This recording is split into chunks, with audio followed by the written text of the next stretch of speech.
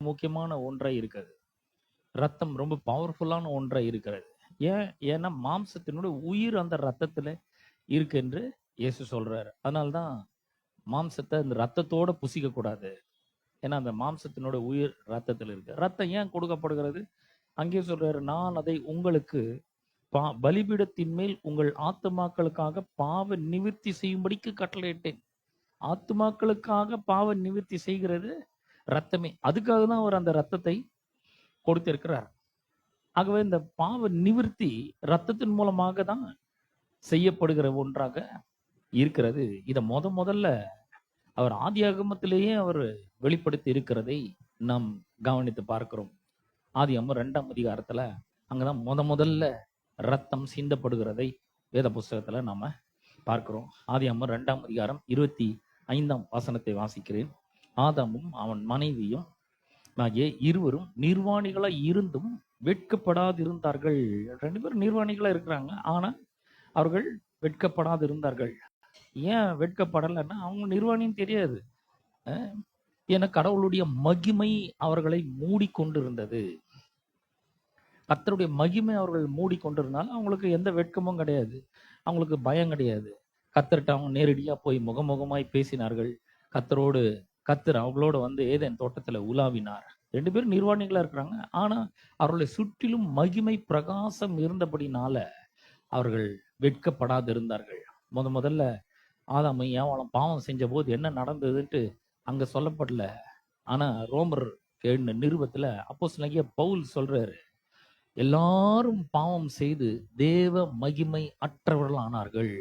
நிர்வாணிகளாய் இருக்கிறார்கள் அப்படின்னு சொல்லும் போது என்ன அர்த்தம்னா, அவங்க வந்து எக்ஸ்போஸ் ஆகுறாங்க, கடவுளுக்கு முன்னாடி எக்ஸ்போஸ் நிலையில இருக்கிறாங்க அவர்கள்.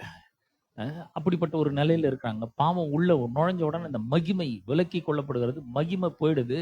ஆகவே தேவனுக்கு முன்பாக அவர்களுக்கு போறதுக்கு ஒரு பயம், ஒரு வெட்கம், ஒரு அவமானம், இதெல்லாம் வந்து அவர்களுக்கு வந்து விடுகிறது. இவ்வளோ நாள் அவர்களுடைய நிர்வாணத்தை எல்லாம் தேவனுடைய மகிமை மூடி மறைத்து கொண்டிருந்தது. அவர்கள் பிரகாசித்து கொண்டிருந்தார்கள். தேவனுடைய ஜீவன் அவர்களுக்குள்ள பிரகாசித்து கொண்டிருந்தது. ஏன்னா யோவான் சுவிசேஷத்துல நாம் வாசிக்கிறோம், அவருக்குள் ஜீவன் இருந்து அந்த ஜீவன் மனுஷருக்கு ஒளியாய் இருந்தது. அந்த ஜீவன் தான் பிரகாசத்தை கொடுக்குது. அந்த ஜீவன் தான் மகிமையா அவர்களை சுற்றிலும் பிரகாசித்தது. அவர்கள் 2 பேரும் நிர்வாணிகள் தான், ஆனா அவர்கள் பயப்படவே இல்லை. அது குறித்து அவர்கள் வெட்கப்படாதிருந்தார்கள். தேவனுக்கு முன்பாக அவங்க போனாங்க, தேவனோடு கூட பேசினார்கள், எல்லாவற்றையும் செய்தார்கள். மகிமை அவனை மூடி கொண்டிருந்தது. 3ஆம் அதிகாரத்துல நம்ம பார்க்கும்பொழுது பிசாசு தந்திரமா ஏவாள் இடத்துல வந்து ஏதோ பேசி அவளை சம்மதிக்க வச்சு அவளை தந்திரமாக ஏமாற்றி வஞ்சித்து தேவன் புசிக்க வேண்டாம் என்று விலக்கின விருட்சத்தின் கனியை அவள் புசிக்கும்படி செய்கிறாள். அவள் புசிச்சு தன்னுடைய புருஷனுக்கும் கொடுக்கிறாள். 2 பேரும் அதை புசிக்கிறாங்க. புசிச்ச உடனே அவர்கள் மகிமை விலக்கி கொள்ளப்படுகிறது. தாங்கள் நிர்வாணிகள் என்று அறிந்து கொள்கிறார்கள். அறிந்த உடனே அங்க என்ன நடக்குதுன்னா, அவர்கள் தங்களுக்கு தாங்களே அதை சரி செய்ய முயற்சி செய்கிறார்கள். ஏதேன் தோட்டத்துல பாத்தீங்கன்னா 3ஆம் அதிகாரத்துல நம்ம அங்க 8ஆம் வசனத்துல 7ஆம் வசனத்திலிருந்து நம்ம வாசிக்கும் பொழுது, அப்பொழுது அவர்கள் இருவருடைய கண்கள் திறக்கப்பட்டது, அவர்கள் தாங்கள் நிர்வாணிகள் என்று அறிந்து அத்தி இலைகளை தைத்து தங்களுக்கு அரைக்கச்சைகளை உண்டு பண்ணினார்கள். இப்ப பாருங்க, நிர்வாணிகள் தெரிஞ்சு போச்சு அவங்களுக்கு. வெட்கம் ஒரு பக்கம் வந்துடுச்சு, அவமானம் ஒரு பக்கம் வந்துடுச்சு, தேவனுக்கு முன்னாடி போறதுக்கு ஒரு பெரிய பயம் வந்துடுச்சு, கர்த்தர் நம்மள பாக்குறாருன்ற அந்த ஒரு எண்ணம். இப்ப ஏதாவது ஒண்ணு பண்ணி ஆகணும். இவங்க பாவ பிரச்சனைக்கு தங்களுக்கு தாங்களே ஒரு தீர்வை உண்டு பண்ண வேண்டும் என்று சொல்லி அவர்கள் என்ன பண்றாங்கன்னா, அத்தி இலையில உடைகளை தைத்து அவர்கள் என்ன பண்ணாங்க, தங்களுக்கு அரைக்கச்சைகளை உண்டு பண்ணினார்கள். இது வந்து பாத்தீங்கன்னா எப்படி மனிதனால மதங்கள்லாம் உருவாக்கப்படுகிறது. எப்படியாவது கடவுளை நம்மளே போய் அடைஞ்சிடலாம். ஞாபகம் இருக்கா, இந்த ஆதியாகமம் புஸ்தகத்துல 11ஆம் அதிகாரத்துல நம்ம வாசிக்கும் பொழுது பாபேல்னு ஒரு கோபுரத்தை கட்டுறாங்க, வானளாவிய கோபுரத்தை கட்டுறாங்க. எதுக்குன்னா, வாங்க நம்ம எல்லாம் சேர்ந்து நமக்கு ஒரு பேர் புகழ உண்டாக்குவோம் அப்படின்னு சொல்லிட்டு அவங்க ஒரு கோபுரத்தை கட்டுறாங்க. என்ன விஷயம் அப்படின்னு சொல்லிட்டா, இங்கிருந்து என்ன கர்த்தர்னா நம்மள தள்ளுறது, இங்கிருந்து ஒரு பில்டிங்கை கட்டி நேர கடவுளையே நம்ம போய் பார்த்தோம், நம்மளால முடியாது, இது என்ன இருக்குது அப்படின்னு சொல்லி அவங்க என்ன பண்றாங்க, அவ்வளவு பெரிய ஒரு கோபுரத்தை கட்டுகிறார்கள். 11ஆம் அதிகாரத்துல நம்மளே அதை சரி பண்ணணும், கடவுள்கிட்ட இருந்து வந்தாச்சு, ஆனா இப்ப திரும்ப நாமளே வந்து ஏதாவது ஒண்ணு பண்ணி கடவுள்கிட்ட போயிடணும் அப்படின்றதுதான் இந்த மதங்கள், மேன் மேடு ரிலிஜியன், அதெல்லாம் வந்து பாத்தீங்கன்னா இந்த அத்தி இலை மாதிரி தான். இந்த அத்தி இலைய அந்த அத்தி இலை அவர்களுடைய அவமானத்தையும் வெட்கத்தையும் மூட முடியுமா? அவங்களோட பயத்தை அகற்ற முடியுமா? அவர்களுடைய வெட்கத்தை போக்க முடியுமா? இப்ப எவ்வளவு பெரிய ஒரு டேமேஜ் உண்டா இருக்குது பாருங்க மனிதனுடைய வாழ்க்கையில. அப்பேற்பட்ட ஒரு டேமேஜை வெறும் அத்தி இலையை வச்சு சரி பண்ண முடியுமா? நாம கூட நிறைய நேரங்கள்ல அப்படிதான் யோசிக்கிறோம். நம்முடைய பாவ பிரச்சனைய நம்மளே ஏதாவது பண்ணி சரி பண்ணிக்கலாம். நம்ம வந்து ஒரு நான்வெஜ் சாப்பிடாம இருந்து பார்க்கலாம், கர்த்தர் பதில் கொடுக்குறாரா பார்க்கலாம். எனக்கு ஒரு நண்பர் இருந்தார் பாருங்க. அவர் வந்து சொல்லுவாரு, நம்ம என்கிட்ட வந்து சொல்லுவாரு, 3 நாள் ஃபாஸ்டிங் போட்டுருவேன், ஜாம் பண்ணுகிறோம், விட்டுறது இல்லை ஆண்டவரை. என்ன பண்ண போறீங்க? ஜாம் பண்ண போறோம். 3 நாள்ல பதில் வரலன்னா அப்படியே நாங்க 7 நாள் ஆக்கும். அந்த அந்த ஃபாஸ்டிங் வந்து 7 நாள் ஆகும். விட மாட்டோம். கர்த்தர் பதில் கொடுக்குற வரைக்கும் விட மாட்டோம். ஒருவேளை 7 நாள்லயும் பதில் வரலாம், அப்படி 21 நாள் ஆகும். எப்படி இருக்கு பாருங்க. மனிதன் கடவுள் கண்டிப்பா வந்து பதில் கொடுத்துதான் ஆக வேண்டும் ஜபத்திற்கு அப்படின்னு சொல்லி கர்த்தர் கையை முறுக்கி பதில வாங்குற மாதிரி இருக்குது. விட மாட்டேன், நான் சாப்பிடாம இருந்து பாக்குறேன், கறி சாப்பிடாம இருந்து பாக்குறேன், காலைல செருப்பு போடாம நடந்து பாக்குறேன், பூ வைக்காம இருக்கிறேன். இந்த சீசன்ல அதெல்லாம் நடக்கும் பாருங்க. இதெல்லாம் வந்து மனிதன் ஏற்படுத்துகிற ஒரு வழிகள் கடவுளை சென்று அடையத்துக்கு. ஆனா இங்க நம்ம பார்க்கிறோம் 8ஆம் வசனத்துல பார்க்கும் பொழுது, பகலின் குளிர்ச்சியான வேளையிலே தோட்டத்தில் உலாவுகிற தேவனாகிய கர்த்தருடைய சத்தத்தை அவர்கள் கேட்டார்கள். அப்பொழுது ஆதாமும் அவன் மனைவியும் தேவனாகிய கர்த்தருடைய சந்நிதிக்கு விலகி தோட்டத்தின் விருட்சங்களுக்குள்ளே ஒளித்து கொண்டார்கள். பாருங்க, உங்களுக்கு இவ்வளவு நாள் கர்த்தருடைய குரலை கேட்டாங்க. ஆதாம்கிட்ட வந்து பேசினாரு, ஏவாள்கிட்ட வந்து பேசினாரு, எல்லாம் நல்லா தான் போயிட்டு இருந்து, திடீர்னு இப்ப கர்த்தருடைய குரலை கேட்கும் போதே ஒரு பயம் உள்ள வர ஆரம்பிக்கிறது. பாருங்க, நான் உங்களுக்கு சொல்றேன், நம்ம பயம் மட்டும் உள்ள வந்துச்சுன்னு வச்சுக்கோங்க, ஐயோ கர்த்தருக்கு விரோதமா நான் பாவம் செஞ்சிட்டேன்னு ஒரு எண்ணம் வரும்பொழுது நம்மளால தைரியமா கடவுளுடைய பிரசன்னத்துக்குள்ள போகவே முடியாது. தைரியமா அவர்கிட்ட போய் ஜெபித்து பதில பெற்றுக்கொள்ளவே முடியாது. நமக்குள்ள ஒரு பெரிய ஒரு தாழ்வு மனப்பான்மை வந்துடும், குற்ற உணர்ச்சி உள்ள வந்துடும். நான் ஜெபம் பண்ணா கர்த்தர் கேட்க மாட்டாருங்க, அதனால பாஸ்டர் நீங்க ஏதாவது ஜெபம் பண்ணி கேளுங்க, கர்த்தர் ஏதாவது சொல்றாரான்னு கேளுங்க அப்படின்னு. நான் ஒரு சபையில, திருச்சபையில அப்படிதான் ஒரு சின்ன பொசிஷன்ல இருந்தேன் பாருங்க. அப்போ யாராவது ஃபோன் பண்ணி பண்ணாங்கன்னா அவங்களுக்கெல்லாம் நான் ஜெபம் பண்ணுவேன். அப்படி ஒரு முறை ஒருத்தர் ஃபோன் பண்ணியிருந்தாரு, ஏதோ ஒரு ஊர்ல இருந்து ஃபோன் பண்ணியிருந்தாரு. ஃபோன் பண்ணி அவர்கிட்ட வந்து என்னெல்லாம் பிரச்சனைகள்னு சொல்லி அதுக்கெல்லாம் கடவுளுடைய வார்த்தைகளை சொல்லி அவங்களுக்கு ஆறுதல் சொல்லி ஜெபிச்சேன். ஜெபிச்சு முடிச்ச பிறகு ஆமேன்னு சொல்லி முடிச்ச உடனே, பிரதர் ஒரு நிமிஷம் வச்சிடாதீங்க, அப்புறம் சொல்லுங்க, நான் லைன்ல தான் இருக்கேன், கர்த்தர் ஏதாவது உங்களுக்கு காமிச்சாரா அப்படின்னாரு. இல்லைங்க, எனக்கு எதுவும் காமிக்கல. இல்லை, இவ்வளவு நேரம் ப்ரேயர் பண்ணீங்களே, உங்களுக்கு ஏதாவது தரிசனம் வந்துச்சா? எனக்கு எதுவும் வரல. இவ்வளவு நேரம் வார்த்தையை சொல்லி ஜெபம் பண்ணியிருக்கேன் பாருங்க. ஆனா அவங்க வந்து பாத்தீங்கன்னா ஒரு தரிசனத்தை தேடுகிறார்கள். இதுதான் அத்தி இலை மாதிரி அது. அப்ப இங்க இவ்வளவு நாள் வந்து அந்த தோட்டத்துல அவர்கள் கர்த்தரோடு கூட உலாவினார்கள், பேசினார்கள், எல்லாம் நடந்தது. ஆனா இப்போ ஒரு பயம் உள்ள வந்து விடுகிறது. வந்து அவர்கள் ஆட்டி படைக்குது. கடவுள் முன்னாடி போக முடியாது, போனா தொலைச்சு கட்டிடுவாரு. வெட்கம் ஒரு பக்கம், அவமானம் ஒரு பக்கம், பயம் ஒரு பக்கம். போய் ஒளிந்து கொள்ளுகிறார்கள். எங்க போய் ஒளிந்துகிறாருன்னா விருட்சங்களுக்குள்ள போய் ஒளிந்து கொள்ளுகிறார்கள். 9ஆம் வசனம் சொல்கிறது, அப்பொழுது தேவனாகிய கர்த்தர் ஆதாமை கூப்பிட்டு, நீ எங்கே இருக்கிறாய் என்றார். அதற்கு அவன், நான் தேவரீருடைய சத்தத்தை தோட்டத்தில் கேட்டு நான் நிர்வாணியா இருப்பதால் பயந்து ஒளிந்து கொண்டேன், ஒளித்து கொண்டேன் என்றார். அந்த இடத்துல பாத்தீங்கன்னா கர்த்தருடைய சமூகத்திலிருந்து விலகி ஓடுறான். ஏன்னா பயம். ஒரு பக்கம் உள்ள பாவத்தின் நிமித்தமாக உள்ள ஒரு குற்ற உணர்ச்சி. அவனுக்கு கடவுள் முன்னாடி வர முடியல, முன்ன மாதிரி கர்த்தர்ட்ட நேரடியா பேச முடியல. அப்படிப்பட்ட ஒரு நிலைக்குள்ளே அவன் தள்ளப்பட்டான். அப்போ கர்த்தர் என்ன பண்றாருன்னா அவனுக்கு ஒரு அவனை பார்த்து கேட்கிற 11ஆம் வசனத்துல, அப்பொழுது அவர், நீ நிர்வாணி என்று உனக்கு அறிவித்தவன் யார்? புசிக்க வேண்டாம் என்று நான் உனக்கு விலக்கின விருட்சத்தின் கனியை புசித்தாயோ என்றார். அங்க வந்து அது வந்து அவன் என்னென்னமோ சொல்றான். இல்ல, நான் கிடையாதுங்க, ஸ்திரீ தான், அப்படி இப்படின்னு சொல்லி அவன் வந்து சொல்றான். 21ஆம் வசனத்தை வாசிக்கிறோம் பாருங்க. 21ஆம் வசனம், தேவனாகிய கர்த்தர் ஆதாமுக்கும் அவன் மனைவிக்கும் தோல் உடைகளை உண்டாக்கி அவர்களுக்கு உடுத்தினான். பாருங்க, உடுத்தினார். கர்த்தர் உடுத்துறாரு. கர்த்தரே தோல் உடைகளை என்ன பண்றாரு, உண்டாக்கி அதை ஆதாமுக்கும் ஏவாளுக்கும் உடுத்துகிறதை நாம் பார்க்கிறோம். பாருங்க, பாவத்தினுடைய விளைவுகளை பார்க்கும்போது 2 பேருமே பயப்படுகிறார்கள், பயந்து போயிருந்தார்கள். 2 பேரும் ஒருத்தர் பார்க்குறாங்க. இவ்வளவு நாள் மகிமை மூடிக்கொண்டிருந்து பிரகாசமா இருந்தாங்க. இன்னைக்கு 2 பேரும் ஒருத்தர் பார்க்குறாங்க, நிர்வாணிகளா இருக்கிறார்கள். தங்களுக்கு தங்களே உடைகளை உருவாக்கி கொள்கிறார்கள்.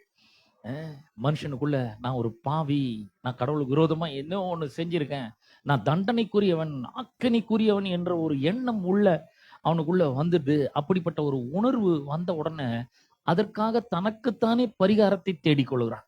பரிகாரத்தை என்ன பண்ணா செய்து கொள்ளுகிறார்கள். எத்தோ ஒண்ணு பண்றாங்க. நம்ம கிறிஸ்தவத்துல பாத்தீங்கன்னா உபவாசத்தை செய்யறாங்க, போன்ற காரியங்களை அவர்கள் செய்யறாங்க. அது மட்டும் கிடையாது, ஒரு விசுவாசி பாவம் செய்யும் பொழுது கூட பாத்தீங்கன்னா தைரியம் போயிடுது. கர்த்தர்ட்ட வந்து ஜெபிக்கணுன்ற அந்த எண்ணம் வர மாட்டேங்குது. சில சொல்றாங்க, நீ போய் இன்னும் சரியாவல, போய் சரியாயிட்டு வா போ அப்படிங்கிற. எங்க போய் சரியாவது? நம்ம ரட்சிக்கப்படுறதுக்கு முன்னாடி நம்ம பாவியா இருக்கும் பொழுது அவருடைய ரத்தம் நம்மை கழுவி சுத்தமாக்கும். நம்ம ரட்சிக்கப்பட்டுட்ட பிற்பாடு வேற ஏதோ நம்மளை கழுவி சுத்தமாக்கும். இல்லைங்க, ரத்தத்துலதான் விடுதலை இருக்கு, ரத்தத்துலதான் மீட்பு, பாவ நிவிர்த்தி ரத்தத்துலதான் உண்டா இருக்கிறது. அப்ப பாருங்க, ரோமருக்கு எழுதின நிருபத்துல 8ஆம் அதிகாரத்துல 32ஆம் வசனத்துல அப்போஸ்தலனாகிய பவுல் சொல்றாரு, தம்முடைய சொந்த குமாரன் என்றும் பாராமல் நம்ம எல்லாருக்காகவும் அவரையே ஒப்பு கொடுத்தவர், அவரோட கூட மற்ற எல்லாவற்றையும் அருளாதிருப்பது எப்படி? கர்த்தர் நிறைய சொல்லியிருக்கிறாரு, நான் உன்னோட்டு விலக மாட்டேன், உன்னை கைவிட மாட்டேன், நீ பயப்படாத, நான் உன்னோட கூட இருக்கிறேன், உன்னை என்னோட உள்ளங்கையில வரைஞ்சி வச்சிருக்கேன், என் கண்ணின் மணியை போல உன்னை காத்து கொள்றேன், உன்னை தொடர்கிறோம், என் கண்ணின் மணியை தொடறான், உன் மேல என் கண்ணை வச்சு உனக்கு ஆலோசனை பண்ணுவேன், நீ நடக்க வேண்டிய வழியை உனக்கு காட்டுவேன், பாரத்தெல்லாம் என் மேல வச்சுட்டு நான் உன்னை எல்லாம் சொல்லி இருக்கலாங்க. ஆனா பாவம் உள்ள நுழையும் பொழுது அங்க பாத்தீங்கன்னா தைரியம் போயிடுது. அங்க கர்த்தருக்கு முன்னாடி வர முடியல. வெட்கம், அவமானம், பயம் போன்ற உணர்வுகள், குற்ற உணர்வுலாம் உள்ள வர ஆரம்பிக்கிறது. தேவன் எல்லாத்தையும் கொடுப்பார், அவருடைய குமாரனே கொடுத்துக்கிறாருங்க எனக்காக, அது அவரோடு கூட மற்ற எல்லாத்தையும் அவர் எனக்கு கொடுப்பாருன்ற தைரியம் போயிடுது, உணர்வு போய்விடுகிறது. நான் கேட்ட தருவார்ன்ற அந்த தைரியம் மனிதன் எழுந்து போய்விடுகிறான். அப்படிப்பட்ட மனிதர்கள் என்ன பண்றாங்க? தவிக்கிறாங்க. அவமானம், குற்ற உணர்வு, தைரியமின்மை போன்ற தலைகுனிவு போன்றவற்றால் தவிக்கிறார்கள். அப்ப எப்போனாலும் இயேசுவினுடைய ரத்தத்துக்கு நாம வர வேண்டும். 24/7 அவருடைய ரத்தம் நம்மை கழுவி சுத்தமாக்கி கொண்டே இருக்குது பாருங்க. அவருடைய ரத்தம் அவ்வளோ வல்லமை உள்ளதாக இருக்கிறது. 1ஆம் அதிகாரம் 7 நம்ம வாசிக்கும் பொழுது, அவர் ஒளியில் இருக்கிறது போல நாமும் ஒளியிலே நடந்தால் ஒருவரோடொருவர் ஐக்கியப்பட்டிருப்போம் என்று அவர் சொல்கிறார். கர்த்தருடைய வார்த்தை அப்படி சொல்லுது. அவர் ஒளியில் இருக்கிறது போல நாமும் ஒளியிலே நடந்தால் ஒருவரோடொருவர் ஐக்கியப்பட்டிருப்போம். அவருடைய குமாரனாகிய இயேசு கிறிஸ்துவின் ரத்தம் சகல பாவங்களையும் நீக்கி நம்மை சுத்திகரிக்கும்.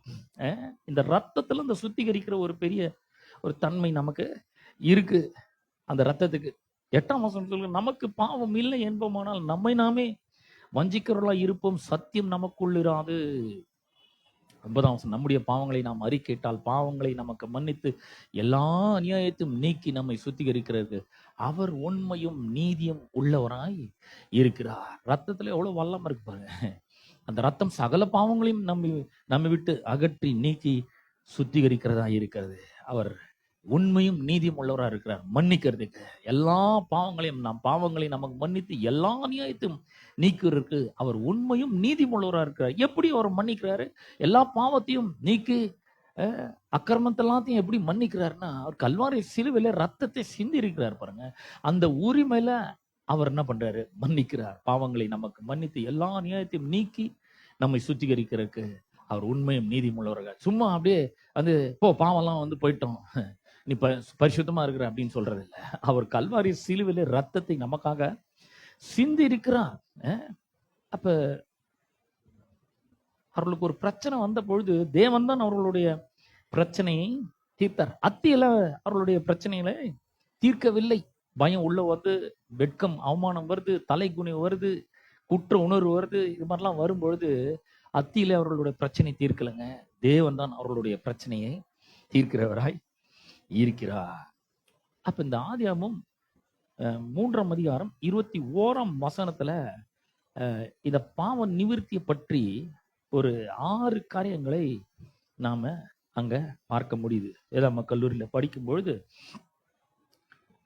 ஃபர்ஸ்ட் மென்ஷன் பிரின்சிபிள் அப்படின்னு சொல்லிட்டு ஒரு பிரின்சிபிள் இருக்கு. அந்த பிரின்சிபிள்ல இல்லைன்னா வேதாமத்தில் எதை பற்றியாவது எங்க முதல்ல சொல்லி இருக்குதோ அங்குதான் அதை குறித்த எல்லா தகவல்களும் அடங்கி இருக்கும் என்று அவர் கற்றுக் கொடுக்கிறார். அது பேர் வந்து ஃபர்ஸ்ட் மென்ஷன் பிரின்சிபிள்.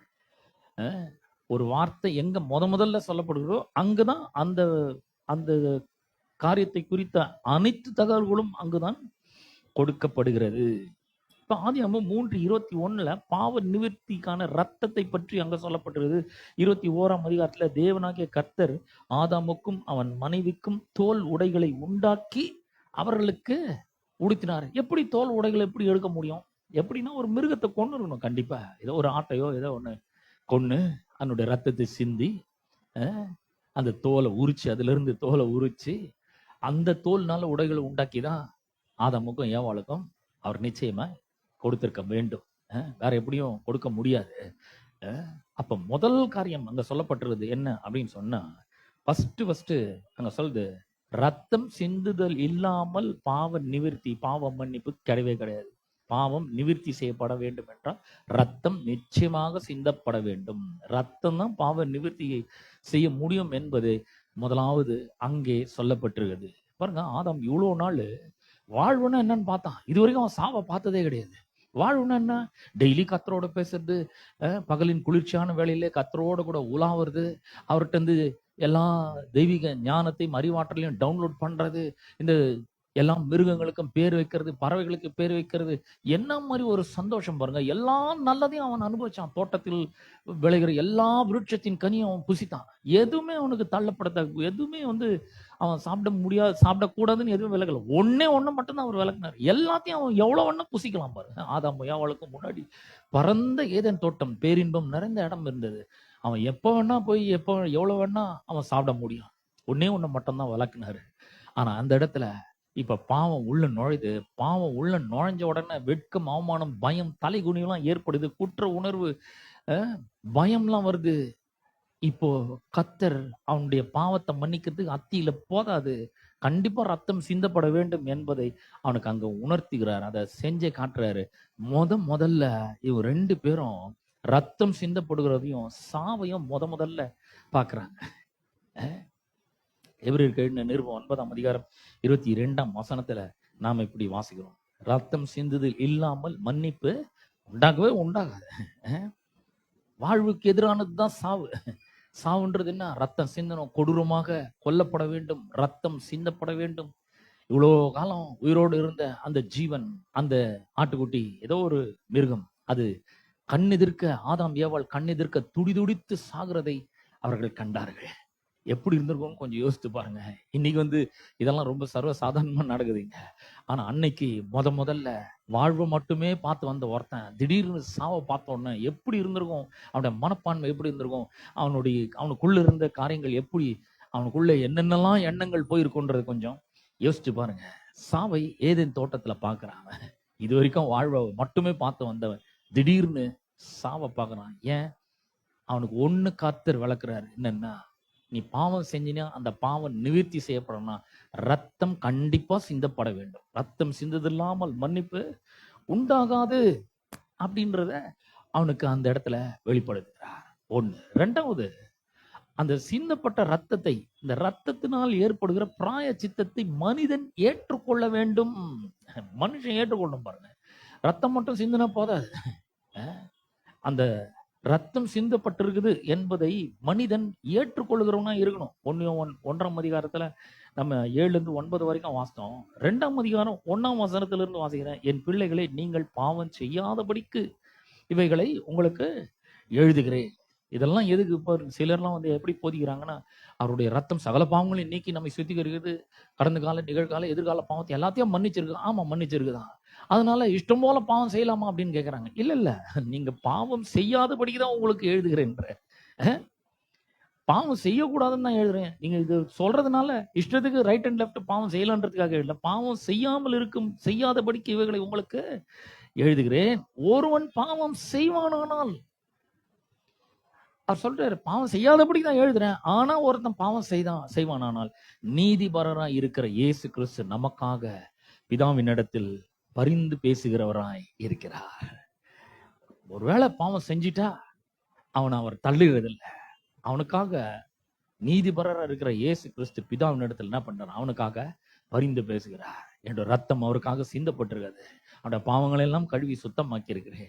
இவன் மன்னிக்கப்பட்டவன், பாவங்கள் கழுவப்பட்டவன், சுத்தமாக்கப்பட்டவன், தூய்மையாக்கப்பட்டவன், பரிசுத்தமாக்கப்பட்டவன், நீதிமானாக்கப்பட்டவன், தேவனுடைய பிள்ளையாய் அவன் இருக்கிறான் என்று நமக்காக அவர் என்ன பண்றாரா? பரிந்து பேசுறார். 2ஆம் வசனம் சொல்கிறது, நம்முடைய பாவங்களை நிவர்த்தி செய்கிற கிருபாதார பலி அவரே. பாருங்க, நம்முடைய பாவங்களை மாத்திரமல்ல, சர்வலோகத்தின் பாவங்களையும் நிவர்த்தி செய்கிற கிருபாதார பலி அவராய் இருக்கிறார். பாருங்க, பாவங்களை நிவர்த்தி செய்கிற ஒரு கிருபாதார பலி, கிருபைக்கு ஆதாரமான பலியாக அவர் இருக்கிறார். பாவம் சிந்துனா பலி கண்டிப்பா செலுத்தப்பட்டதுன்னு ஆக வேண்டும். நம்முடைய பாவங்களை மட்டும் இல்லை, இன்னைக்கு உலகத்துல வாழ்ற எல்லா கோடான கோடி மக்கள் மட்டும் கிடையாது, இது நமக்கு முன்னாடி வாழ்ந்த எல்லா மக்களுடைய பாவங்களுக்காகவும் அவர் ரத்தத்தை சிந்திருக்கிறார். இதுக்கு பின்னாடி பிறக்க போகிற கடைசி மனுஷன் வரைக்கும் அவனுடைய பாவத்தை எல்லாம் நிவர்த்தி செய்யற அளவுக்கு அவர் என்ன பண்ணுகிறார்? ரத்தத்தை சிந்தி இருக்கிறார். கிருபாதார பலி. என்ன மாதிரி கிருபாதார பலி? நம்முடைய பாவங்களை நிவர்த்தி செய்கிற கிருபாதார பலி அவரே. இந்த உலகத்துல ஒரு மனிதனாக பிறந்திருந்தான்னு சொன்னா, அவனுடைய வாழ்க்கையில அவனுக்கு இருக்கிற பாவம் தான் அவனுக்கு இருக்கிற எல்லா தீமைக்கும் காரணமா இருக்கிறது, வேறா இருக்குது. பாவம் தான் வேறு, அது மூலமா தான் தீமைகள் நடக்குது. நல்லா பாருங்க, ரொம்ப இன்னும் பிறக்காத குழந்தைங்க கூட என்ன பண்ணுது? மரித்து போகுது, செத்து போயிடுது திடீர்னு. அதெல்லாம் பார்க்கும்போது எவ்வளவு வேதனையா இருக்குது. கடவுள் எவ்வளோ ஒரு நோக்கத்தோடும் திட்டத்தோடும் சிறு பிள்ளைகளை பறக்க வைக்கிறார், சின்ன குழந்தைங்களை பறக்க வைக்கிறாரு. ஆனா சின்ன குழந்தைகள் கூட மரித்து போகிறது. மரணம் எவ்வளவு கொடூரமான ஒன்றா இருக்குது பாருங்க. நமக்கு பிரியப்பட்டவர்களை நம்மிடத்திலிருந்து என்ன பண்றது? பிரிக்கிறது, பறித்து கொள்ளுகிறது. அது நமக்குள்ள ஒரு பெரிய துக்கத்தை, துயரத்தை ஏற்படுத்துகிறது, பிரிவினையை அது ஏற்படுத்துகிறது. இவ்வளவு நாள் நம்ம கூட இருந்தாங்க, எவ்வளவு நமக்காக தியாகங்களை செஞ்சாங்க, நம்மளை ஆளாக்குனாங்க, படிக்க வச்சாங்க, எல்லாத்தையும் நமக்காக செஞ்சாங்க. ஆனா இன்னைக்கு அவங்க நம்மளோட கூட இல்லைன்னு நினைக்கும் பொழுது எவ்வளவு வருத்தமோ, எவ்வளவு பெரிய ஒரு வேதனையோ, பாரமா இருக்குது. ஆனா இது எல்லாத்தையும் எது செய்யுதுன்னா மரணம், பாவம் தான் அதுக்கு காரணமா இருக்குது. ஏன்னா ரோமர் 5ஆம் அதிகாரம் 12ஆம் வசனத்துல எப்படியாக ஒரே மனுஷனாலே பாவமும், பாவத்தின் மூலமாக மரணமும் இந்த உலகத்திலே பிரவேசித்தது என்று சொல்லப்படுது. இந்த பாவத்தை நிவர்த்தி செய்யணும். இந்த பாவத்தை நிவர்த்தி செய்தாதான் ஒரு மனுஷனுக்கு உலகத்துல வாழ்வு. பாவம் நிவர்த்தி செய்யப்பட்டாதான் அவன் ஆசீர்வாதத்துக்குரியவனா மாற முடியும். பாவம் நிவர்த்தி செய்யப்பட்டாதான் அவனுக்கு வாழ்க்கையில நன்மைகள் நடக்க முடியும். ஆனா பாவம் நிவர்த்தி செய்யப்படணும்னாக்கா ரத்தம் சிந்தப்பட வேண்டும். பாவத்தை நிவர்த்தி செய்கிற கிருபாதார பலியாக கர்த்தராகிய இயேசு கிறிஸ்து இருக்கிறார். பாருங்க, அப்ப இவர் தானே கிருபாதார பலி. என்னோட பாவங்கள் எல்லாம் கழுவும்படியாக அவரை கர்த்தர் அனுப்பி இருக்கிறார். அவருடைய ரத்தம் சிந்தப்பட்டிருந்து என்னுடைய கிருபாதார பலி அவராய் இருக்கிறார். அவருடைய ரத்தத்தினால என்னுடைய பாவங்களாம் கழுவப்பட்டிருந்து ஒரு மனுஷன் ஏற்றுக்கொள்ள வேண்டும். பாருங்க, வெறும் ரத்தம் சிந்தப்பட்ட மட்டும் போத. ஏசு என்னைக்கும் 2000 ஆண்டுகளுக்கு முன்னாடி ரத்தத்தை சிந்திட்டாரு. அதனால எல்லாருடைய பாவங்களும் மன்னிக்கப்பட்டிருக்கிறது. அது ஒரு விதத்துல உண்மைதான். ஆனா ஒரு மனுஷன் என்னைக்கு அதை நம்பி ஏற்றுக்கொள்கிறானோ, கேள்விப்பட்டு விசுவாசித்து அதை தன்னுடைய இருதயத்துல ஏற்றுக்கொள்கிறானோ, என்னுடைய பாவத்தை கர்மத்தையெல்லாம் கழுவும்படியாக, என்னுடைய தோஷத்தெல்லாம் தொலைக்கும்படியாக அவர் ரத்தம் சிந்தப்பட்டிருக்கிறது கல்வாரி சிலுவையில் என்னைக்கு அங்கீகரிக்கிறானோ, அன்னைக்குதான் அந்த மீட்பு, அன்னைக்குதான் அந்த ரட்சிப்பு அவனுக்கு உண்டாகிறது. ரத்தம் சிந்தப்பட்ட மட்டும் போடாது, அது அந்த பிராயசித்தத்தை மனிதன் ஏற்றுக்கொள்ளுகிறவனாய் இருக்க வேண்டும். நம்முடைய பாவங்களை மட்டுமல்ல, சர்வலோகத்தின் பாவத்தை, முழு உலகத்தினுடைய பாவத்தையும் அவர் சுமந்து தீர்க்கிற பலியாக அவர் இருக்கிறார். ஆகவேதான் யோவான் 3ஆம் அதிகாரத்துல நம்ம 16ஆம் வசனத்தை வாசிக்கிறோம். தேவன் தம்முடைய ஒரே பேரான குமாரனை விசுவாசிக்கிறவன் எவனோ, அவன் யாரா இருந்தாலும் சரி, எந்த இனம், எந்த ஜாதி, எந்த மதம், எந்த குலம், எந்த கோத்திரத்தை சேர்ந்தவனாலும் சரி, யாரா இருந்தாலும் சரி, அவன் கெட்டு போகவே கூடாது. எவ்வளவு நல்ல ஆண்டவர் பாருங்க. ஆதாம் கெட்டு போக கூடாது, ஏவாள் கெட்டு போக கூடாது, அவர்கள் நல்லதை அனுபவிக்க வேண்டும் என்று அவர் அவரையே தந்தருளி இவ்வளவாய் உலகத்தில் அன்பு கொண்டார். வெறும் ஆதாம் ஏவாள் மட்டும் இல்ல, இந்த உலகத்துல ஒரு மனிதனா பிறந்த யாரா இருந்தாலும் சரி, அவன் கெட்டு போகிறதுக்கு ஆண்டவர் அனுமதிக்கிறதே கிடையாது. அதுக்காக தான் தம்முடைய குமாரனே இந்த உலகத்தில் அனுப்பி அவரை கல்வாரி சிலுவிலே பாடுபடுத்தி ரத்தத்தை சிந்தி ஜீவனை கொடுத்து உங்களை என்னை மீட்டெடுக்கிறார். அப்போ ஒருத்தன் அந்த சிந்தப்பட்ட ரத்தத்தை, அந்த பிராயச்சித்தத்தை அவன் ஏற்றுக்கொள்ளுகிறவனாய் இருக்க வேண்டும். ஆதியாகமம் 3:21 நம்ம மறுபடியும் அங்க பாருங்க, 3வது காரியம் அங்க சொல்லப்பட்டிருக்குது. ஆதியாகமம் 3ஆம் அதிகாரம் 21ஆம் வசனத்தை வாசி. தேவனாகிய கர்த்தர் மூன்றாவது காரியம் என்னன்னா, தேவனே பலியை ஏற்படுத்துகிறார். ஆதாம் போய் ஒரு மிருகத்தை கொன்னு அவனுடைய தோல் உடைகளை எடுத்து போடல. அவனுக்கு தெரியல, என்ன பண்றதுன்னே தெரியல. அத்தி இலை எடுத்து தனக்கு அதனால உடைகளை உண்டு பண்ணினான். ஆனா இந்த ரத்தம் சிந்துறது, பாவம், இந்த பிராயச்சித்தத்தை பண்றது, பாவ நிவிர்த்தி பண்றத கடவுளே பண்ணணும். தேவனே அந்த பலியை ஏற்படுத்துகிறவராக இருக்க வேண்டும். அப்ப இந்த பாவம் நம்ம வாழ்க்கையில எப்படி வந்து நுழைஞ்சிடுது? வெட்கத்தையும் அவமானத்தையும் தலை குணவையும் குற்ற உணர்வை ஏற்படுத்துகிற இந்த பாவத்தை நானே ஏதாவது செஞ்சு தொலைச்சு கட்ட முடியாது. நானே வந்து இதுக்கு பாவ நிவர்த்திய செய்யவே முடியாது. நானே நினைச்சா கூட இப்படிப்பட்ட ஒரு பலியை என்னால கொண்டு வரவே முடியாது. இதெல்லாம் ஒரு நிழலாட்டம் போல ஆதியாகமம் புஸ்தகத்துல கர்த்தர் நமக்கு முன்பாக ஒரு டிராமா மாதிரி நிகழ்த்தி காண்பிக்கிறார். ஆபிரகாம் எவ்வளவு வயசு மிகுந்தவனா இருக்கிறான். கர்த்தர் 100 வயசுல அவனுக்கு ஒரு பிள்ளையை கொடுக்குறாரு. பிள்ளையை கொடுத்து அவனுக்கு வந்து அந்த பிள்ளை கொஞ்சம் வளர்ந்து ஒரு அடலசன்ட் ஏஜுக்கு வரான், கொஞ்சம் பெரியவராக வரான். அப்படி வரும்பொழுது இந்த காரியங்கள்லாம் நடந்த பின்பு கர்த்தர் என்ன பண்ணார்? ஆபிரகாமை சோதிக்கிறார். எப்படி சோதித்தார்னா, எப்படி எனில் அவர் அவனை நோக்கி ஆபிரகாமே என்றான். அவன் இதோ அடியேன் என்றான். அப்பொழுது அவர், உன் புத்திரனும் உன் ஏக சுதனுமா உன் நேசகுமாரனுமாகிய ஈசாக்கை நீ இப்பொழுது அழைத்து கொண்டு மோரியா தேசத்துக்கு போய் அங்கே நான் உனக்கு குறிக்கும் மலைகள் ஒன்றின் மேல் அவனை தகன பலியாக பலியிடு. தகன பலினா என்னன்னா, வெட்டி கொல்லணும், ரத்தம் சிந்தணும், அப்புறம் சுட்டெரிக்கணும். அதான் தகன பலி. பஸ்பமாக்கிடணும், சாம்பலாக்கிடணும். இப்படிதான் வந்து அவர் கேட்கிறாரு, தகன பலியாக பலியிடுன்னு சொல்றாரு. உடனே ஆபிரகாம் வந்து என்ன பண்றான்? அதிகாலையில் எழுந்து தன்னுடைய மகனை கூட்டிக் கொண்டு கழுதின் மேல உட்கார வச்சு இவனும் மகனும் வேலைக்காரர்கள் எல்லாரும் கிளம்பி கர்த்தர் காண்பிக்கிற அந்த மோரியா என்கிற மலைக்கு அவங்க என்ன பண்றாங்க? பிரயாணமாய் புறப்பட்டு போறாங்க. நீ யோசிச்சுட்டே போறான். எப்படிலாம் இருந்திருக்கும் பாருங்க, எண்ணங்கள் எப்படிலாம் ஓடி இருக்கும்னு கொஞ்சம் யோசிச்சு பாருங்க. அவன் வந்து சாரால விட்டு வந்துக்கிறோமே, அவளுக்கு என்ன ஆச்சோ தெரியல அப்படின்னு நான் யோசிச்சிருப்பான். இல்ல, பையனை பத்தி தான் யோசிச்சிருப்பான். ஒரே புள்ள, ஏக சுதன், நேசகுமாரன் வர சொல்லிட்டாரு. அவருக்கே தெரியுது எல்லாமே. இவ்வளோ தவமா இருந்து பெற்றிருக்கிறான். 100 வயசுல சரீரம் செத்து போன பிறகு, சாராளுடைய கர்ப்பம் செத்து போன பிறகு பிறந்த ஒரு பிள்ளை, வாக்குதத்தத்தின் பிள்ளை, இவனை போய் தகன பலியா பலியிடுன்னு கேட்கிறாரு. இப்ப நான் என்ன பண்ணுவேன் அப்படின்னு சொல்லி இதெல்லாம் யோசிச்சுட்டே என்ன பண்றான்? ஆபிரகாம் பிரயாணமா போயிட்டே இருக்கிறான். அப்படி போயிட்டே இருக்கும்பொழுது திடீர்னு அவனுக்கு வந்து ஒரு பெரிய வெளிச்சம் உண்டாயிருக்கணும். என்ன வெளிச்சம்னா, இது வந்து கர்த்தர் எதுக்காகவோ இதை சொல்றாரு. இதை சொல்றத கண்டிப்பா செய்திடணும். ஏன்னா இவன் வாக்குதத்தத்தின் மகனா இருக்கிறான். ஏன்னா உன்னுடைய கர்ப்ப பிறப்பா இருப்பவனே உனக்கு சுதந்திரவாளி, இவன் உனக்கு சுதந்திரவாளி இல்லை என்று அவர் சொல்லி இருக்கிறாரு. அதனால இவன் நம்முடைய கர்ப்ப பிறப்பா இருக்கிறான், இவன் தான் என்னுடைய சுதந்திரவாளி, இவன் மூலமாக உலகத்தில் உள்ள குடும்பங்கள்லாம் ஆசீர்வதிக்கப்படும் சொல்லி இருக்கிறாரு.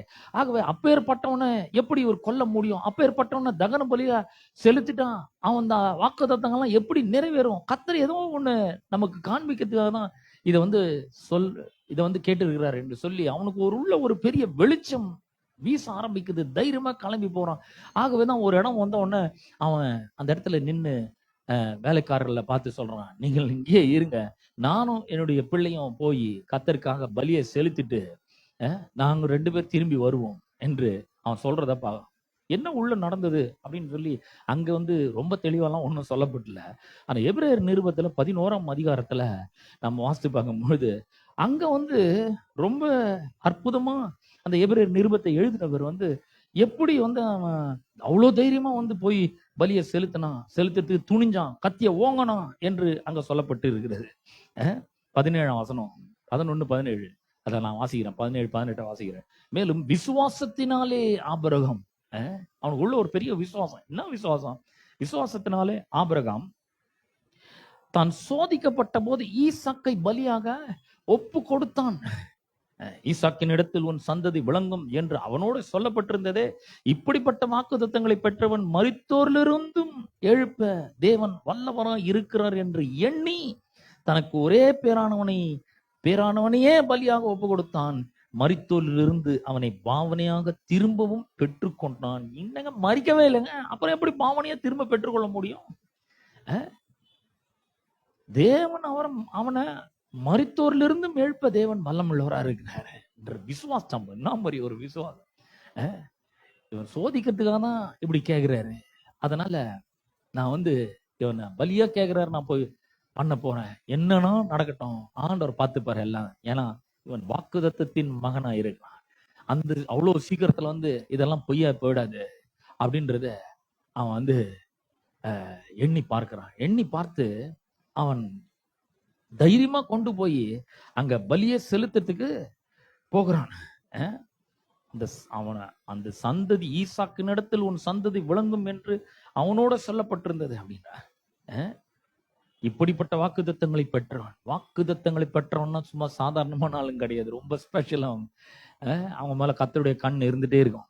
வாக்குத்தத்தங்களை பெற்றவன், இப்பேற்பட்ட வாக்குத்தத்தங்களை பெற்றவன், மரித்தோரிலிருந்தும் எழுப்ப தேவன் வல்லவராய் இருக்கிறார் என்று ஒரு பெரிய வெளிச்சமான வருது.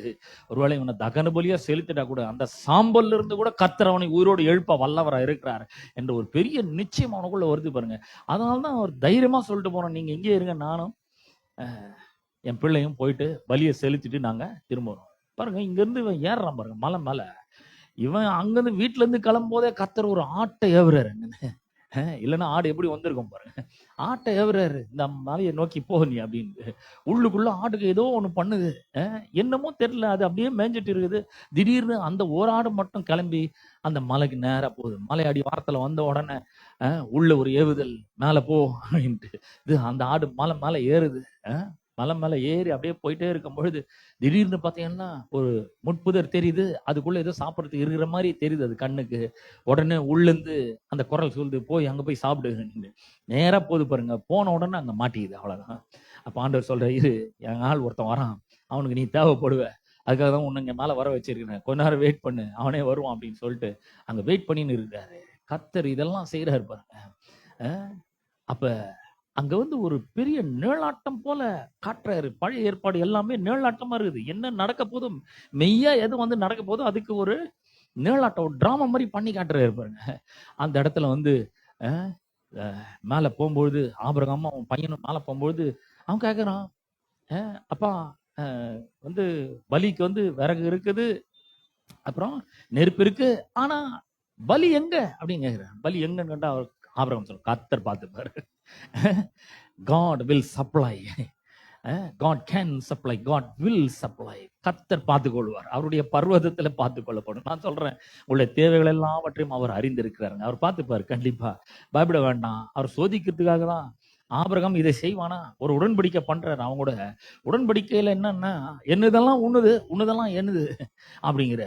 அப்ப உங்ககிட்ட இருக்கிறது எனக்கு தருவியான்றது சோதிக்கிறாரு, அவ்வளவுதான், வேற ஒண்ணும் கிடையாது. அப்ப நான் சொல்றேன், ஈசாக்காம் பலியே செலுத்தி தகன பலியா எரிச்சிருந்தா கூட அது மூலமா ஒரு மனுஷன் கூட ரட்சிக்கப்பட்டிருக்கவே முடியாது. ஏன்னா அந்த ஈசாக்கினுடைய ரத்தம் மனுஷனை ரட்சிக்கிற அளவுக்கு போதுமானது கிடையாது. ஏன்னா எல்லாரும் பாவம் செய்து தேவ மகிமை அற்றவர்கள் ஆனார்கள்னு சொல்லிடுது. கர்த்தர் சொல்றாரு, உன் மகன் கிடையாது, என் மகனை நான் தரேன் அப்படிங்கிற. என் மகனை தரேன். அவருடைய ரத்தம் தான் இங்க ரொம்ப முக்கியம். அவருடைய ரத்தம் சிந்தப்பட வேண்டும். அதுக்காக தான் நான் இதை வந்து ஒரு டிராமா மாதிரி நடத்தி காண்பிக்க வரேன் அப்படின்னு சொல்லிட்டு அந்த ஆட்டுக்குட்டியை காண்பிக்கிறார் கர்த்தர். அந்த ஆட்டுக்குட்டியை எடுத்து அதை கர்த்தருக்கு தகன பலியாக அவன் பலி செலுத்துறான். கழுத்து அறுத்து ரத்தத்தை சிந்த விட்டு அதை எரித்து போடுறான், சுட்டெரித்து போடுறான். பின்னாடி ஒருத்தர் வர்றாரு. அவர் யாரு? உலகத்தின் பாவத்தை சுமந்து தீர்க்கிற தேவாட்டுக்குட்டி. பிரியமானவர்களே, நான் சொல்றேன், இந்த காளை, வெள்ளாட்டு கடா இவர்களுடைய ரத்தம் தீட்டுப்பட்டவர்கள் மேல் தெளிக்கப்படும் கிடாரின் சாம்பல் இதெல்லாம் சரீரம் சுத்தி உண்டாகும்படி பரிசுத்தப்படுத்தும். ஆனா நம்மளுடைய பாவங்களை நிவர்த்தி செய்யறதுக்கு அது போதுமானது கிடையாது. எந்த மிருகத்தின் ரத்தமும் நம்முடைய பாவத்தை நிவர்த்தி செய்யவே முடியாது பாருங்க. அதனால்தான் ஒவ்வொரு முறையும் பாவம் உண்டுன்ற உணர்த்துற மனசாட்சி வர்றதுனால திரும்ப திரும்ப அவங்க வந்து பலியை செலுத்தி கொண்டு இருந்தாங்க. ஆகவேதான் இயேசு இந்த உலகத்துல மனிதனாக பிறந்து மனு வர்க்கத்தினருடைய பாவத்தை நிவர்த்தி செய்யும்படியாக அவரே இறங்கி வர வேண்டியதா இருந்தது. கர்த்தர் இதெல்லாம் வந்து காட்டுறாரு. என் மகன் எப்படி இங்க வரணும், ஈசாக்கு கிடையாது, உன் சந்ததி, இவ்வளவு உன் சந்ததின்னு சொல்றாரு. அந்த சந்ததி கிறிஸ்துவின் கலாத்தியர்ல பவுல் சொல்றாரு. கிறிஸ்துவ பற்றி தான் அங்க சொல்லப்பட்டிருக்குது.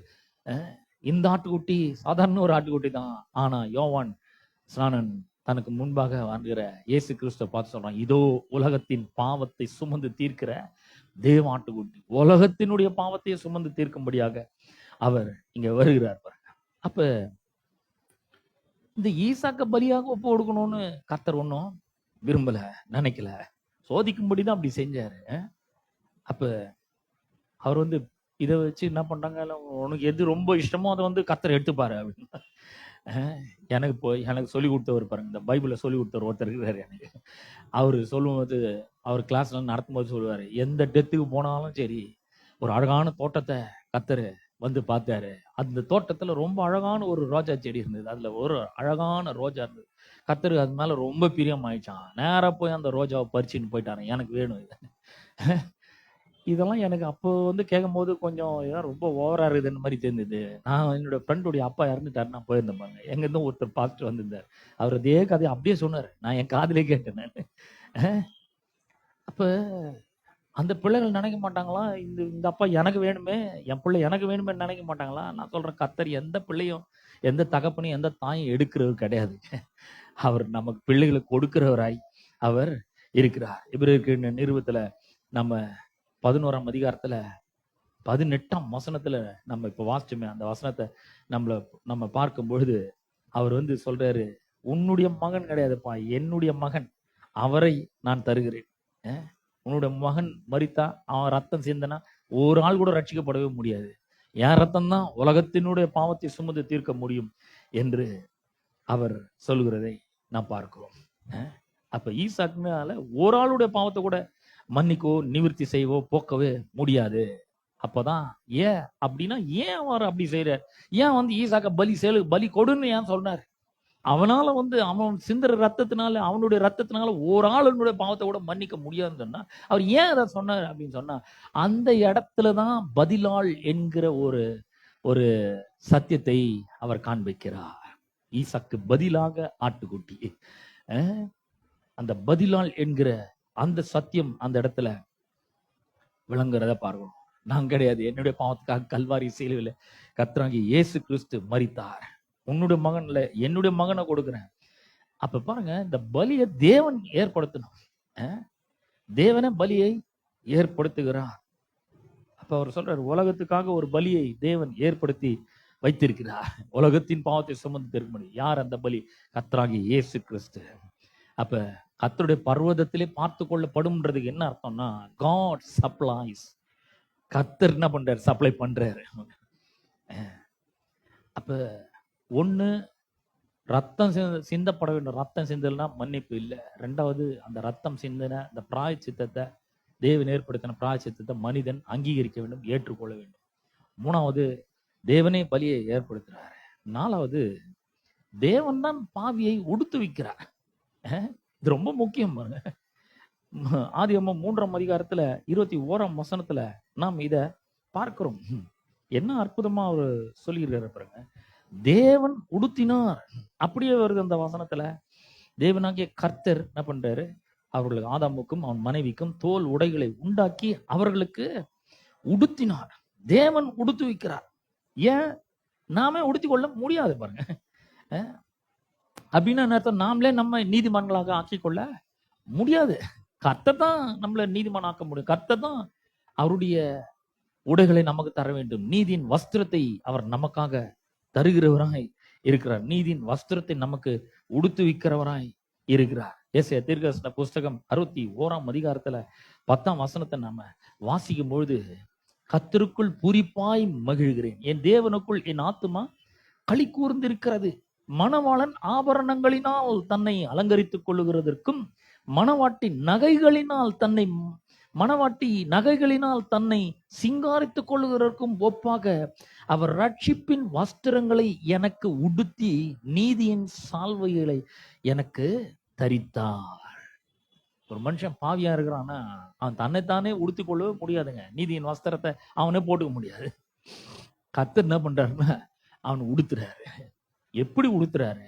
ராஜ வஸ்திரங்களை கொடுக்கிறவரா இருக்கிறார். எப்படி மணவாளன் எப்படி தன் ஆபரணங்களால் தன்னை அலங்கரித்துக் கொள்ளுகிறது போல, மணவாட்டி நகைகளினால் தன்னை சிங்காரித்துக் கொள்ளுகிறதற்கு ஒப்பாக. பாருங்க, ஒரு பொண்ணுக்கு திருமணம் ஆக போதுன்னு வச்சுங்க, வீட்டுல சும்மா இருக்கும் போதெல்லாம் ரொம்ப நகைலாம் ஒன்றும் போட்டுக்கிறது இல்லை. ஆனா அந்த பெண்ணு திருமணம்னு ஒண்ணு நடக்கும் பொழுது, அந்த திருமணம் ஆகிற அன்னைக்கு பார்த்தீங்கன்னா இருக்கிற மொத்த நகையும் எடுத்து போடுவாங்க. இருக்கிறதுல பெஸ்ட் ட்ரெஸ் கொண்டு வந்து உடுத்துவாங்க. நல்ல விலை உயர்ந்த ஆடைகளை உடுத்துவார்கள். விலை உயர்ந்த நகைகளினால் தன்னை மணவாட்டி என்ன பண்றான்? அலங்கரிக்கிறான். இது போல கர்த்தர் ஒரு பாவியை எடுத்து தம்முடைய சொந்த ரத்தத்தினாலே அவனை கழுவி தம்முடைய நீதியின் வஸ்திரத்தினை அவனுக்கு உடுத்து வைக்கிறவராக இருக்கிறார். நீதியின் சால்வையை கொடுக்கிறவராக இருக்கிறார். அவர் தம்முடைய வஸ்திரத்தையே கொடுக்கிறார். அப்படின்னா என்ன அர்த்தம்? உடன்படிக்கையில நம்ம 2 வாரத்துக்கு முன்னாடி 3 வாரத்துக்கு முன்னாடி பார்த்தோம். உடன்படிக்கையில வஸ்திரங்களை சேஞ்ச் பண்ணிக்கிறது, சால்வை கொடுக்குறதுன்னா என்னையே நான் உனக்கு தரேன் அப்படின்ற அர்த்தம். கர்த்தர் உடுத்து வைக்கிறவராய் இருக்கிறார். கர்த்தர் உடுத்தணும். அவருடைய நீதியை நமக்கு கொடுக்கிறவராய் இருக்கிறார். நீதியின் வஸ்திரம், ரட்சிப்பின் வஸ்திரத்தை அவர் நமக்கு உடுத்து வைக்கிறாரு.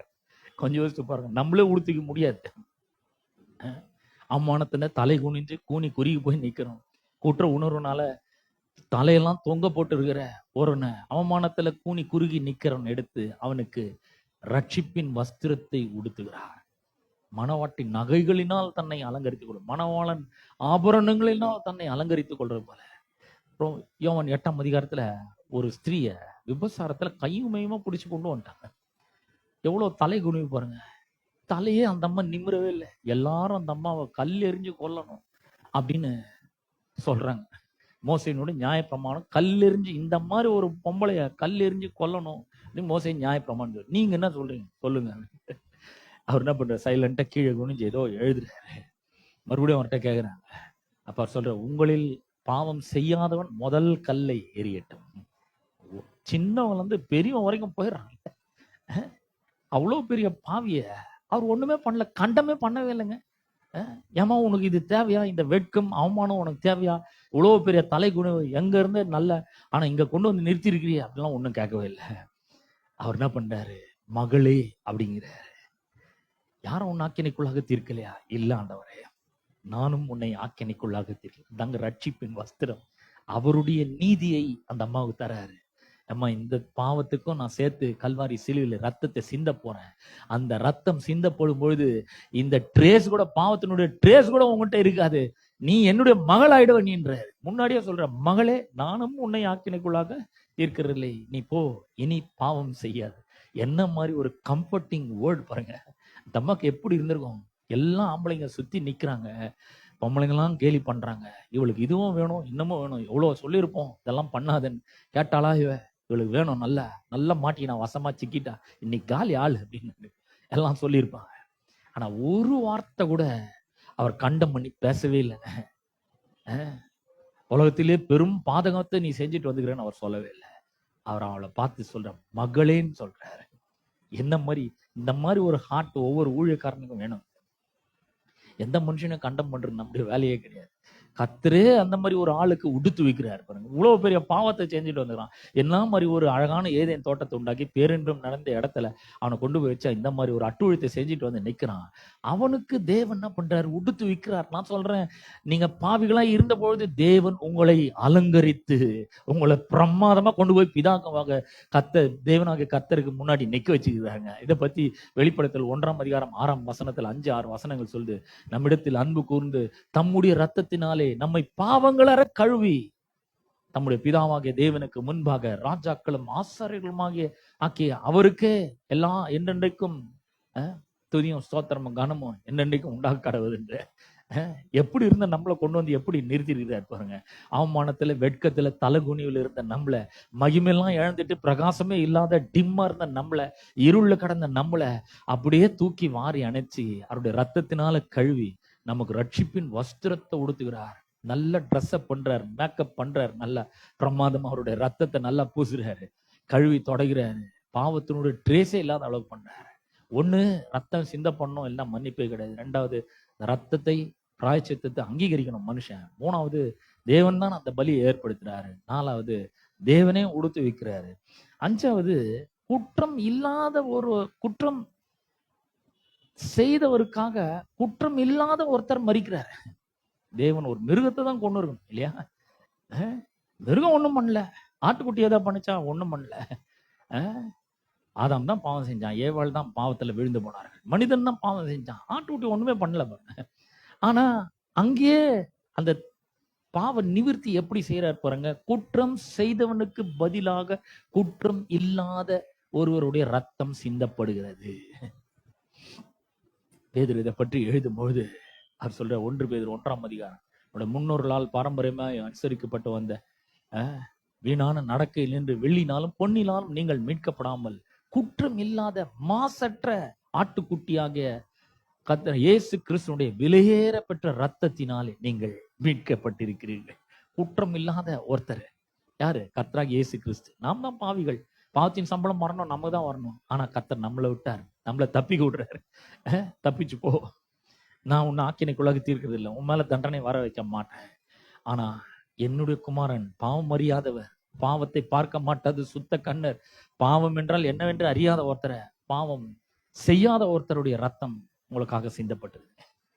அப்ப 5வது என்ன? குற்றம் செஞ்ச ஒருத்தருக்காக குற்றம் இல்லாத ஒருத்தர் ரத்தம் சிந்துகிறார், பலியாக மரிக்கிறார். 6வது, கர்த்தரே அந்த ஆட்டை கொன்றார்.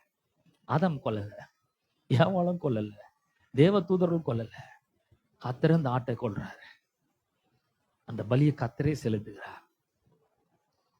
ஏசாயா 53ஆம் அதிகாரத்துல 8ஆம் வசனத்தை உங்களுக்காக நான் வாசிக்கிறேன். ஏசாயா 53:8. இதை வாசிச்சு நம்ம முடியலாம். 10 கர்த்தரோ அவரை நொறுக்க சித்தமாகி, யாருங்க? கர்த்தர் அவரை நொறுக்க சித்தமாகி அவரை பாடுகளுக்கு உட்படுத்தினார். அவருடைய ஆத்மா தன்னை குற்ற நிவாரண பலியாக ஒப்பு கொடுக்கும் பொழுது அவர் தமது சந்ததியை கண்டு நீடித்த நாளாய் இருப்பார். கர்த்தருக்கு சித்தமானது அவர் கையினால் வாய்க்கும். கர்த்தர் தான் நொறுக்க சித்தமானார். எப்படி சொல்றோம் பாருங்க. இயேசு கிறிஸ்துவ பிடிக்கிறதுக்கு வராங்க போர்ச்சவர்லாம். யாரை தேடுறீங்க? இயேசுவை தேடு, நசரேயனாகிய இயேசுவை தேடு. நான் தான் சொல்றாரு, நான் தான் சொன்னோன்னு அப்படியே தலை குப்புற கீழே விழுறானுங்க. அப்பயே வீட்டுக்கு வந்திருக்கலாம்ல, வரல. அவங்கள எல்லாரும் எழுப்பி அவங்களோட இவர் போறாரு. கர்த்தர் செய்யறாருங்க இதெல்லாம். அவர் கர்த்தர் நொறுக்க சித்தமா, கர்த்தர் தான் அந்த ஆட்டை கொன்றார்.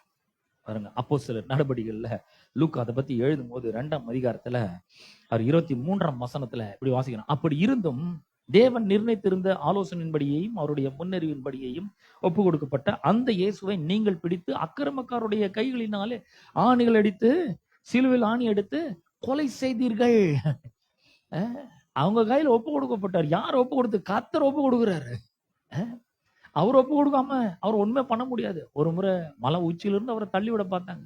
அவர் அவங்க நடுவுல இருந்து அப்படியே அவர்கள் நடுவே கடந்து போனார். அவ்வளவுதான், நடந்து போறாரு. யாரும் ஒண்ணும் பண்ணவே முடியல. அப்படியே சிலம்பர் நிக்கிறாங்க எல்லாம்.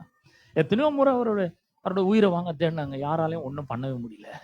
நான் சொல்றேன், கர்த்தர் அந்த ஆட்டை கொன்றார். 6 காரியங்கள் பாருங்க, மறக்கவே கூடாது இந்த சீசன்ல. 1, ரத்தம் சிந்தப்படணும். ரத்தம் சிந்த இல்லாம மன்னிப்பு கிடையாது. 2வது, கர்த்தர் அந்த ரத்தத்தை சிந்தி இருக்கிறார், அந்த பிராயச்சித்தத்தை மனிதன் ஏற்றுக்கொள்ளணும், அங்கீகரிக்கணும். 3, தேவன் தான் பலியை ஏற்படுத்துகிறார். 4வது வந்து பாத்தீங்கன்னா, அந்த குற்றம் புரிந்த ஒருவருக்காக குற்றம் இல்லாத ஒருத்தர் அங்க மரிகிறாரு.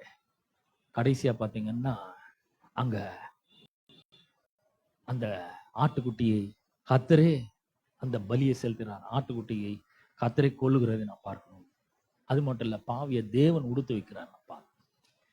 ஆமென். எவ்வளவு அற்புதமா நடந்திருக்குதுன்னு பாருங்க. இதெல்லாம் நமக்கு வந்து ஒரு நாள் கூட நம்ம யோசிச்சு பார்த்தே இருக்க மாட்டோம். ஆனா இன்னைக்கு இதெல்லாம் சிந்திச்சு பார்க்கணும். கர்த்தர் எவ்வளவு அன்பு நிறைந்தவராய் நம்ம உடுத்து வைத்து இருக்கிறார். அன்பு நிறைந்தவராய் நம்முடைய பாவங்களுக்கெல்லாம் ஒரு பெரிய நிவர்த்தி பண்ணிக்கிறார். அவர் பண்ணணும், நம்ம பண்ண முடியாது. நம்மளே கற்பனை செஞ்சு பார்த்து இருந்தா, நம்மளே வந்து பார்த்து பார்த்து பண்ணியிருந்தா கூட இவ்வளவு பெரிய ஒரு அற்புதமான பலியை நம்மளால செஞ்சிருக்க முடியாது. கர்த்தரை எல்லாவற்றையும் செய்து முடித்திருக்கிறார். ஆமென். இப்படிதான் நம்ம ரட்சிக்கப்பட்டு இருக்கிறோம். அவருடைய ரத்தம் நம்முடைய சகல பாவங்களை நீக்கி நம்மை சுத்திகரித்திருக்கு. அவருக்கு முன்னாடி ராஜாக்களாக ஆசாரியர்களாக நாம் நின்று கொண்டிருக்கிறோம். தேவன் ஒரு நாளும் உங்களை கண்டனம் பண்றதே கிடையாது. கண்டம் பண்றதே இல்லை, ஆக்கினைக்குள்ளாக தீர்க்கிறது இல்லை. தண்டனை உங்க மேல கிடையாது, குற்றம் செய்யாத இயேசுவின் மேல அவர் சுமத்தி இருக்கிறார். ஆமென். நம்ம எல்லாரும் எழுந்து நிற்போம். கேட்ட சத்தியத்துக்காக நாம் நன்றி செலுத்துவோம். நம்ம மத்தியில் இருக்கிற ஜெபத்தை பாருங்க.